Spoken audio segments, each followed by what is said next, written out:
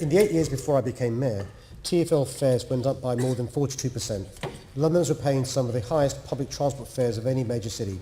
I made a pledge to freeze London transport fares for 4 years, paid for by making TfL more efficient and exploring new revenue-raising opportunities.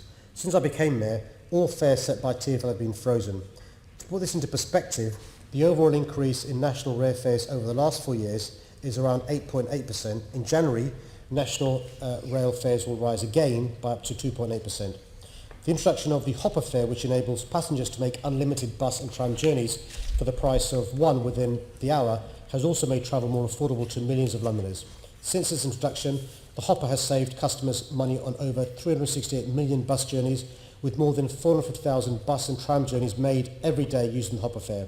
The Hopper fare is benefiting people on lower incomes the most, including those living in outer London, who often have to make long and complex journeys to work as they can't afford to live in central London.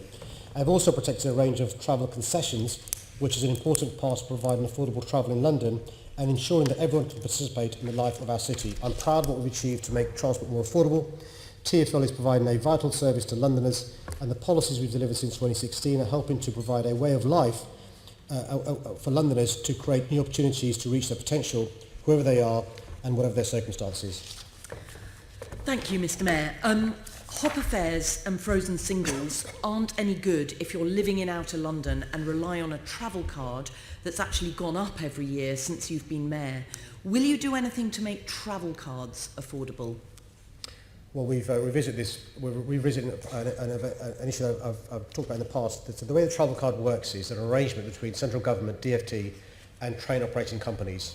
I've got no locus to renegotiate that deal between DfT and the TOCs. What I've been saying to the government is if I can manage to freeze TfL fares, why can't you? Bearing in mind these TOCs make massive profits at the expense of commuters who receive a bad service, delays, cancellations, huge prices. And my message to the government is, if I can do it, why can't you?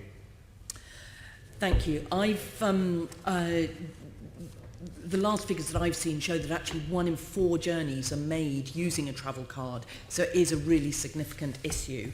Now, if you can't reduce fares for everyone, how about doing it for nurses? There are some key workers, like the police, who are given discounts or free travel. So why not extend these discounts to other key workers like nurses? We've looked at the issue of key workers and some of them will be aware we've got a huge range of concessions we already give. Some of the people, the nurses that have been talked about, may be eligible for the other concessions.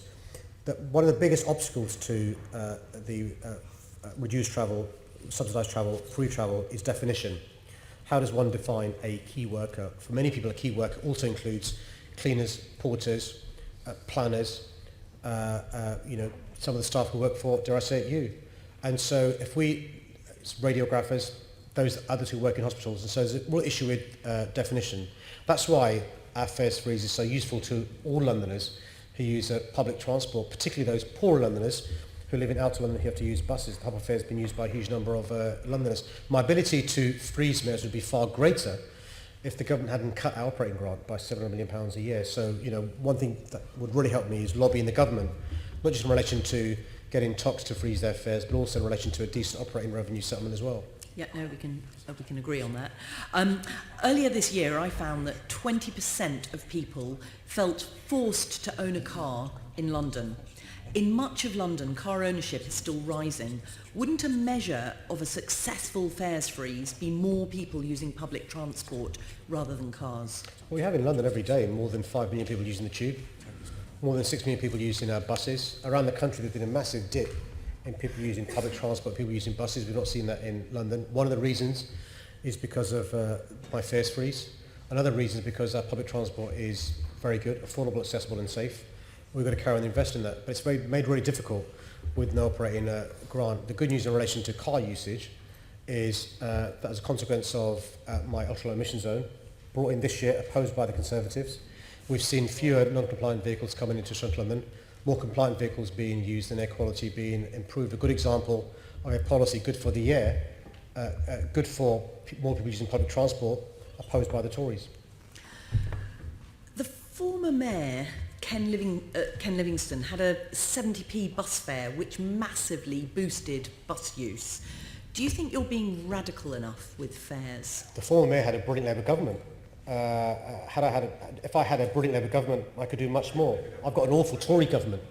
And so it's really important that we do our best to make sure whenever the general election comes, we kick them out, get a decent Labour government, and get some policies that help. So I've got somebody who's trying to be an MP. I've got somebody trying to be an MP. Chair, can I just say, I hope I get on with Joe Johnson's successor as well as I go on with Joe Johnson. So what's important, though, is to have a good radical government helping a good mayor doing good things for Londoners. Well, Mr Mayor, I'm totally out of time, but yes, it'd be lovely to have a Green government.